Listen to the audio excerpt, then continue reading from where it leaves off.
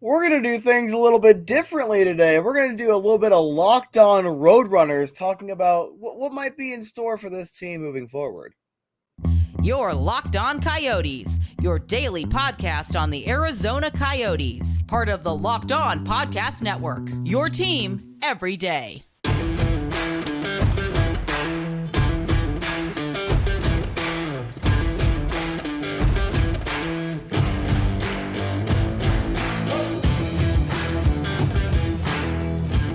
Welcome to the show, everybody. This is Locked On Coyotes, your number one daily podcast on the Arizona Coyotes. I'm your host, Robyn Leonio, alongside Matthew Jacobson. I want to thank everyone for making the show your first listen every day. We're free and available everywhere you get your podcasts, including on YouTube.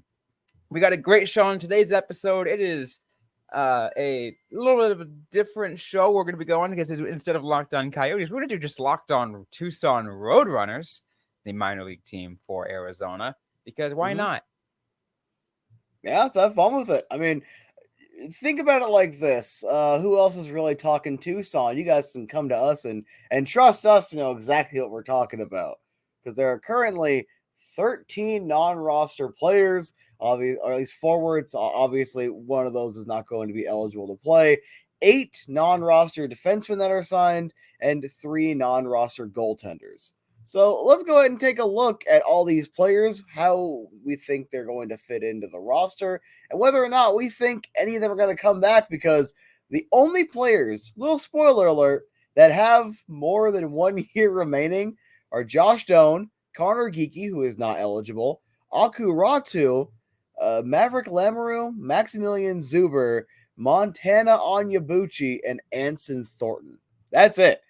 They did a good job making sure they can overhaul the roster as soon as next season. But if things don't go according to plan, they got a lot of stuff to figure out. Yeah, I mean, it does help that that Geeky and Lamoureux are on slides. So like they don't play for the Coyotes for X amount of seasons. They still get all 3 of their years, either to start in Tucson or get right away to the Coyotes. My belief is, come next year, they will be playing in Tucson. But they got to renegotiate the CHL thing and be like, nah, you guys, if we draft you from there, we're not going to use you in the NHL. You get like a college one and done thing. You get 1 year additional in the CHL, and then you're eligible, because I find having to arbitrarily wait an extra year for like Connor Geekie. I would like to see him at the AHL level. Is he ready? Is he not? No idea. I actually didn't think he had a bad season last year. Let's put it in a similar manner on the way it worked for Dylan Gunther. I mean, I don't think we're gonna have to worry about him with Tucson. But as an example of the whole CHL deal, like, look, he started the year at the Coyotes and played pretty decently well. But when they sent him back, he was sent back to the WHL, and like you're like, oh, he's too good for the WHL though. But I mean, he's still going to get some play some meaningful games for the Seattle Thunderbirds. So it's weird. I mean, like I get it. I really do. I mean, I think juniors are some pretty meaningful games. I mean, it's a way to play meaningful hockey for these young players. But once you reach 20, then yeah, and that makes sense. Right, that age of 20, it's just like, okay, yeah, you've got no reason to be here anymore.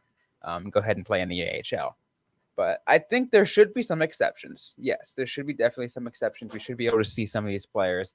I do believe, for example, Lamoureux, I can say, hey, okay, you can do an extra slide on his contract. But I think for Geekie, he seems like the kind of player that would benefit pretty well playing on the Tucson Roadrunners. Benefit pretty well from not having to be in Winnipeg anymore, but he doesn't have to worry about that next year. Ayo. Yeah. Shots fired. Anyway, so let's start with the forwards. Let's start with the individual that has the most years left, Joshua Doan, 21 years of age. Last season was very interesting. So his first game, I drove down there. I was there for it. He was getting bullied around physically. I'm just going to be blunt. He got bullied around a little bit, but apparently the way he fought back, 14 games, 3 goals, 3 assists, 6 points. I did get to exchange some words with an individual or two, but because it was not officially on the record, I'm just gonna say, like, trust me, bro. Uh, there's a lot of consideration for Doan's game that doesn't necessarily show up on the score sheet, and I feel like his efforts did show up there. Also, 3 games in the playoffs and had an assist coming off a really good season at ASU, 16 goals, 22 assists, 38 points in 39 games. It was him and Mastro that were the 2 best players for the Arizona State Sun Devils last year. He's got to be a top liner. He's got to be on that first line. I don't know how much I want to expect of him. I'm going to assume we're going to get at least 15 goals out of him. I feel like that shouldn't be too hard, especially if you're going to surround him with some better talent. And also, he has an entire summer of, I'm playing with grown men. I got to get even more weight on me. And actually having that physical experience of being thrown around a little bit at the AHL level and still coming in and doing everything the correct way. I think this is a guy that's going to be around for a while. We don't got to worry about Josh Doan going anywhere.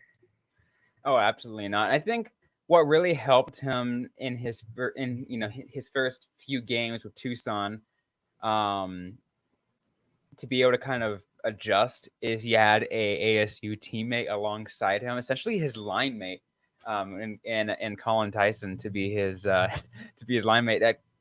That helped, right? You got to say you got to think that helped him a little bit. Yeah, he was the former captain before Donor became the captain. He got a year playing with Tyson. So I mean, it's good to have more ASU alum down there because we don't need none of them. None of them cats down there. We need more Sun Devils. But Donor's, I don't think we have anything to worry about. He'll be a top sixer minimum. And as I smack my microphone, that's the high quality we provide you on this show. But Donor's gonna be top 6. I'm not gonna worry about that. Geeky's gonna go back to the CHL, and then Akuratu. 22 years old. This kid, I've had my eye on him for a little bit. I wanted the Coyotes to also draft his brother. I think that was in the 2020 draft. Correct me if I'm wrong. I think it might have been 21. It might have been. It was the same draft as Doan. So the 21 draft. I wanted them to take a look at him, but last year in Liga, 53 games, 18 goals, 24 assists, 42 points, and in the playoffs, he played 10 games and had a goal. This is someone that should be at least in the top to middle 6. I'm just going to say top 6 probably because they did lose a couple of players. You lose guys like D, you lose a couple others. So you need someone to kind of fill that void. 2-year RFA. I'm going to assume he's part of the plan moving forward, but to what degree, I'm not sure. And a bit of a cop-out answer, we'll have to find out whenever the season starts where he ends up fitting in on the roster. Yeah, it'll be interesting. I think not a lot of people have been able to pay attention to Aku very much because he's been playing overseas. Mm-hmm. I think playing in Tucson will be able to get his exposure a little bit more out there. People can actually pay attention to him a little bit more and focus on the development too, because I feel like, and there's nothing against the European game, but it plays very differently than the North American game. If he's going to play in the NHL, he needs to get used to how the North American games works. I really think Tucson's the best place for that to happen. Yeah, worst case scenario, you get someone that is a solid AHLer, and we need more staples. All right, I hate how Tucson keeps losing guys, but at the same time, we see what happens to a lot of the Euro players is that if they don't have that forward progression, they go back to Europe. So I don't know. I hope to see him in a Coyotes uniform. I don't know how to project him out because he's coming off a really good year. How does it translate to North America? I mean, that's the big question because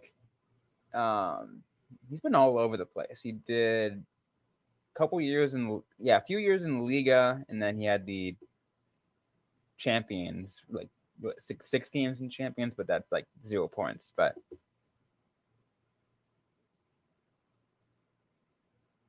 we'll see. Yeah. Now you'll see AG1 on the screen very, very shortly. Well, yes, today's episode is brought to you by our partners from AG1, a product that I use literally every day. because I was sick and tired of having to take out a bunch of multivitamins and other supplements just to make sure I hit all my necessary nutrients, stuff that could help boost my immune system, support my gut, to support my gut health, anything like that. It just, it was I would forget taking all that stuff. Sometimes I would run out. I'm just like, I'm too lazy to go to the store. AG1 went ahead and fixed all of that because it is one product that takes care of it all for me. All I needed was one scoop of water, or one scoop in a cup of water, and that was it. I didn't have to worry about anything else, and it was cheaper than my coffee habit. I would go out and get a cold brew almost every day, and this is cheaper than that. So I'm saving a lot of money and focusing on my health. AG1, once again, is the place to do that. If a comprehensive solution is what you need from your supplement routine, then try AG1 and get a free 1-year supply of vitamin D and 5 free AG1 travel packs with your first purchase. Be sure to go to drinkag1.com/NHL Network. That's drinkag1.com/NHL Network. So be sure to check it out. All right, Matt. Let's keep the ball rolling here on talking about potential. What this Tucson Roadrunners team might look like going in the next year. I'm curious to. I am kind of curious, as we're going down the line. As we're looking on non-roster players based off of Cap Friendly. What to expect out of Curtis Douglas. I mean, he spent a couple years with the Toronto Marlies. Now he's going to come to Tucson. It's going to be a little bit different. He played 50 games for him last year. It didn't feel like it. It did not feel like he played 50 games for Tucson. Like it. But, yeah. 8 goals, 6 assists, 14 points, -1, 119 penalty minutes. This kid, 6'9", 248 pounds. I think we're all in agreement. This kid is not an NHLer. He's just coming off of his ELC. This will be his last season as ELC. He's an RFA coming up, 23 years old. I feel like if he can add a few more goals, let's say he can get up to 10 or 12 goals, you might keep him in Tucson, sign him to another year or so, but, I mean, do you? This kid feels like something that is replaceable. We're going to come a lot of players that feel that way, and this one might be one of the ones you want to just keep around so you have some continuity. This might be one of the ones you want to keep around because he's got some good size to him. You might want to keep him around because you don't want to look like a fool after the Connor Timmins trade, but this season's going to be very, very interesting for Curtis Douglas, and middle to bottom 6. That's all I got. That's all I got for this. Probably not bottom 6. I mean, that's what his role is. I mean, I think especially, probably being just look at those penalty minutes, having him in there is going to replace the void of physicality that the Roadrunners are going to be missing now that Boko Imama is no longer on the team. Yeah, and Captain Cracknell, I don't think is there either. Because I haven't seen any news of him being re-signed by Tucson. They did get a couple extra guys like Hunter Drew, who, if my memory serves, is this weird defense forward hybrid. And that will always throw me off every time I see that. Milos Kellerman, 24 years old. They signed him last year, 59 games, 14 goals, 16 assists, 30 points, middle 6 kind of guy. 14 games for Arizona, had the 1 goal, and Craig Morgan famously said he celebrated like a man. Do you think he's another one of those bridge guys, or do you think they might keep him moving forward? Because when it comes to guys like this, and they sign him out of Europe, I never know what to expect. I just expect them to be here for a year or two and then go back to Europe eventually.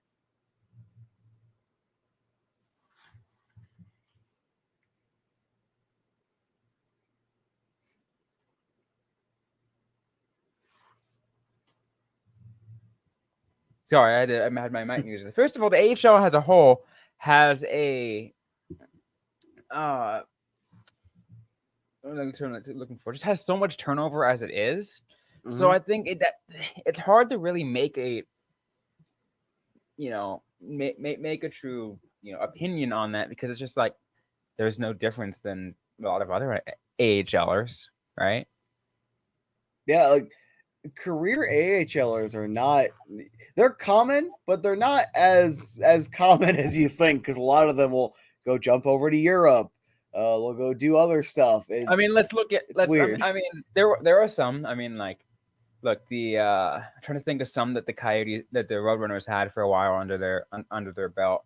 I think Layton Peterson was one of those. I mean, he got a couple sniffs for the NHL, but he was essentially most of his career spent. But he has been getting more NHL time, I think, with Columbus most recently.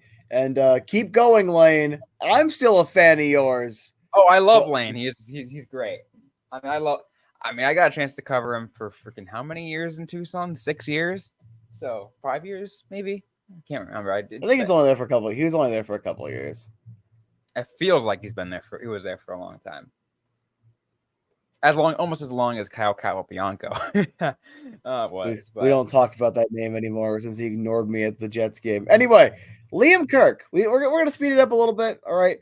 Liam Kirk, 23 years old, final year as ELC in Tucson. He had 8 games, 2 goals, 1 assist, 3 points in 2021-22. Famously gets injured. Last year, 22-23, he was healthy and was not good enough to make the roster. He gets 1 game, goes down to Atlanta, 15 games, 5 goals, 6 assists, 11 points. Him and Colin Tyson were both playing down there. Both played well. Colin ends up making the roster again. Doesn't seem like that's going to be the case again this year. And then Kirk is loaned out to Liga, 25 games, 7 goals, 12 assists, 19 points. Liam Kirk frustrates me. All right. This kid frustrates me because the little bits I get to watch him, the tiny little bits, either at Coyotes prospect camp. I think I got to see 1 game with him down in Tucson. He has these tiny little flashes, but then gets hurt. And that derailed everything he was building at the professional level, because he followed up last year, didn't make the roster. And I am so frustrated with this kid because I know he can be good. I know he is good. Oh, yeah, no. You were 100% right, because he went from what? I'm trying to look. 50 points in the OHL with the Peterborough Petes. And I think right after that, went to play in the World Championship for Great Britain and looked fantastic. Mm-hmm. And then something happens. Something along the route happens that he just stops. Was it the injury? It's possible. It is definitely possible that injury kind of derailed his development. I just want to see him come back, because that 2020-2021 season for Liam Kirk was phenomenal for him. Yeah, and I'm so frustrated. Liam, look, I don't care what you had to do or how you're going to do it. I need you to look fantastic in training camp. I need you to play like 15, 20 games in Tucson and kind of pull like a proto Michelli, and be like, hey, you're going to give me a shot and you're not going to justify keeping me in Tucson. Like, because I still like this kid. It's just, when the best he's looked was in the ECHL and then Liga, nothing against Liga. It's not the NHL. And the ECHL, I'm pretty sure college teams can compete with the ECHL. Because Liga is barely even in the among the top among European leagues, because I mean it's still towards the top, but it gets completely outshined by the KHL. If you're playing in Russia, I mean, if you're playing in Europe, 3 or 5, because it goes KHL, then is it Liga or the Swiss league? Because there are a couple good leagues over there. I think Liga and the Swiss league can move around that same spot. Yeah. And then you have other ones right below that. But it's like if you're going to play in Europe, most of the time you're going to play in the KHL, because that's essentially the closest to NHL level talent you're going to get if you're playing in Europe. Which is pretty good. I mean, probably what the KHL is between AHL and an NHL level talent. Me and a buddy of mine, Kyle Pereira, friend of the show, Kyle Pereira, actually, like, we worked on a ranking behind the scenes. And I don't remember if I ever published it, but it was like the KHL, I think, was top five. I think was top five or like right around that bracket. Like Right. it is one of the best leagues in the world. It's just not the NHL. All right, we got to speed it up a little bit to at Yeah, least get to the forwards on today's episode. let's skip Forwards some in today's names. episode. No. Let's do the forwards. We can do the defenseman and goaltending later. I want to give a couple more players a little more than a cup of coffee. Ben McCartney, 22 years of age, 1 year remaining on his contract. In 2021-22. All right, 2020, 2021, only 4 games, 1 goal, 4 assists, 5 points, above a point per game, but it's a very small sample size. 21-22, 2 games in the NHL, gets a cup of coffee, nothing really. 57 games in the AHL, 18 goals, 17 assists, 35 points. I'm looking at this kid like he is going to push to be a Krause type. Not a Lawson Krause clone, just a Krause type where he plays that power forward game and puts up some pretty good numbers. And then last year, 45 games. So obviously he missed a little bit of time. There was an injury somewhere along the line, or it's a healthy scratch, and I'm not as up to date as I would like to be. 7 goals, 8 assists, 15 points. It's a 20-point drop off in just what is that? 12 fewer games. That's a little ridiculous. And it's another one of those prospects, and these ones frustrate the hell out of me. He's 22. It's not over. All right. He's not going to get thrown away next season. But these kids frustrate the hell out of me when you have a really good season and then you can't follow it up. And it just falls off because I'm left looking at it. You're in a contract year. All right. And, excuse my French, I freaking hate contract years, especially with inconsistent players because you don't fully know what they are. And then if he has a 22 goal season this year in Tucson, is that who he actually is? Was last year just a down year and 2 out of 3 years shows you enough? Or is it's a contract year and he wants a new contract? It's a tough. It's tough. I think there's a lot different. There definitely is a lot of different moving parts when it comes to that, and I think here's the thing, this is nothing against Steve Potvin as a coach. I think he's a great coach. I just don't think he's really like the kind of coach to coach up power forwards, because I just feel like that's just not there. I think I had so much love for Jay Verde when he was the coach. I feel like Jay Verde was phenomenal. I didn't give him enough credit from his first year. His first year was not great. I mean, again, that was a year after following up. I'm thinking on his name. Previous coach before that. But it doesn't matter right now. But what I'm saying is maybe it's the coaching. Maybe it's just the coach, not like on the coaching specifically, but just on the style of coaching, on the style of what Ben McCartney gets. Who knows? I guess maybe this next year is going to say something. You're right, though. It is a contract year. So how much stock are we going to take in that? I don't know. I don't know, and I'm a little frustrated because I like Ben McCartney, and obviously it's just a thing I have to get used to as someone who is still relatively new, only half a decade. Like that's a lot of time to me covering this, but it's also not that much time in the grand scheme of people that have been covering hockey for 10, 20, 30 years and are used to this cycle and can better see it. But like I see some of these kids have this potential and then it just falls off and I don't fully understand what happens. Look, you're talking like again, you're looking at someone right now. Those that are listening to here, if you're unfamiliar with the work that I've done in the past, I know a lot of you who listen every day and kind of know who I am and have followed my work for the last, nearly a decade. I've been following the Tucson Roadrunners. That was my beat when I lived in Tucson for those 7 years. I lived down there. But I know how it worked. A lot of the players I saw, they came and I saw a couple years of them, and within just 2, 3, 4 years at the max, they got their lick of the NHL, and then they started looking really good up there. in the case of Ben McCartney, I just don't know what to think yet. There are a lot of players who are that way. Unfortunately, he's just one of those. There are players who and again, I'm not saying because look, he's very different in terms of draft position, everything like that. But there are some players who you just know right away from the get go. You're like, this guy is going to be good, and you just continue to see him develop. If you see one stagnant in the AHL level, there's some issues. There's other issues that need to be addressed. Yeah. Those are all RFAs, no arbitration rights, by the way. Sanford, 28 years old, UFA. This will be a 1-year stop, maybe 2 if he thinks he can be like a call-up guy. Travis Barron, 25-year-old RFA, no arbitration rights.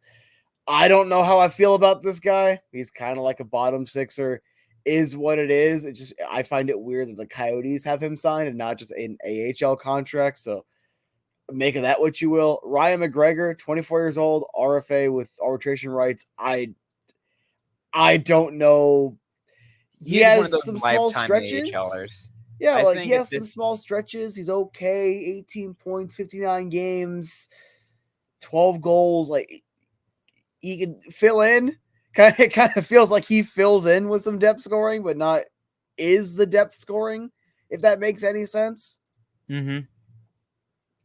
Nate Smith, 24 years old, disappointed the hell out of me last year. All right, looked great for the Nate, Coyotes. I feel like out of all the forwards here, Nate Smith is the one that really has to impress us the most. Yeah, he had 2 goals, 2 assists in 10 games, 4 points. And then last year he had 4 games, nothing. I forgot he played for the Coyotes last year.